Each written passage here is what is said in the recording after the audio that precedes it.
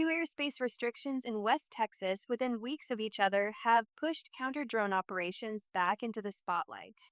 The events near El Paso and Fort Hancock were different in scope, but together they point to the same conclusion. Counter UAS capabilities are necessary, yet scaling them safely requires tighter coordination and better identification tools. El Paso, Texas, WmCheez, CCBY 4.0 for image. And necessary capability. The first incident involved a sudden temporary flight restriction near El Paso International Airport.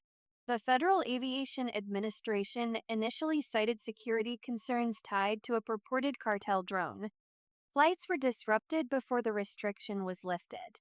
Later in the month, a second restriction was issued near Fort Hancock after the U.S. military used a laser-based counter-drone system against what was later reported to be a U.S. government drone operated by U.S. Customs and Border Protection. In this case, commercial traffic was not halted. But the incident again underscored friction between security operations and civil airspace management. Taken together, the closures show that counter-drone systems are no longer theoretical. They are being used in live environments along the U.S.-Mexico border. That reality reflects a broader truth. Illicit drone activity, including cross-border surveillance and smuggling support, is a genuine concern. Law enforcement and defense agencies need tools that can detect, track, and if necessary disable hostile UAS. The question is not whether counter-UAS technology is required. It is how to integrate it without destabilizing the airspace it is meant to protect. Coordination in crowded skies.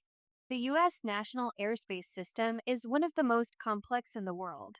It is managed by the FAA, but multiple federal agencies operate within it. The Department of Defense, the Department of Homeland Security, and CBP all conduct aerial missions near the border.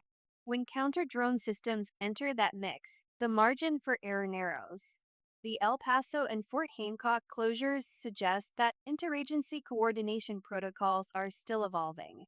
Misidentification of a friendly drone and rapid issuance of temporary flight restrictions indicate that communication pipelines may not yet be mature enough for routine counter-UAS deployment at scale.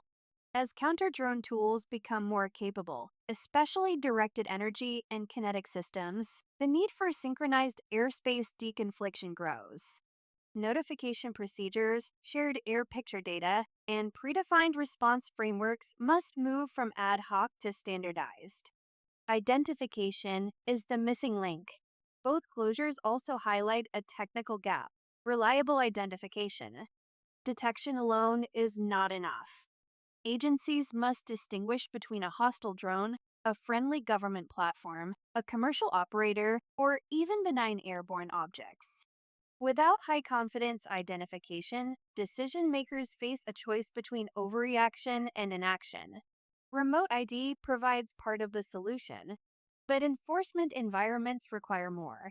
Advanced sensor fusion, shared databases of authorized operations, and real-time cross-agency access to flight intent data could reduce the likelihood of misidentification. Artificial intelligence tools that correlate radar, RF, and optical data may also help refine target confirmation before engagement. If counter-UAS is to be implemented at scale, identification must improve at the same pace as interdiction capability. Scaling counter-UAS safely. The border region presents a preview of future challenges.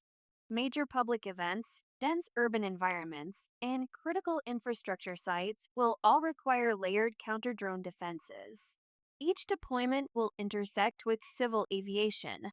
The recent Texas airspace closures should not be read as an argument against counter-drone systems. They demonstrate why those systems are needed. But they also reveal the conditions required for success: structured interagency coordination, transparent communication with airspace regulators, and robust identification technologies that reduce ambiguity. Counter-UAS is becoming part of the national security baseline. The path forward lies not in slowing deployment, but in building the technical and procedural architecture that allows these systems to operate confidently alongside civilian aviation. For the drone industry, the message is clear. Detection, identification, and coordination technologies are no longer optional enhancements. They are foundational requirements for scaling counter UAS in the real world.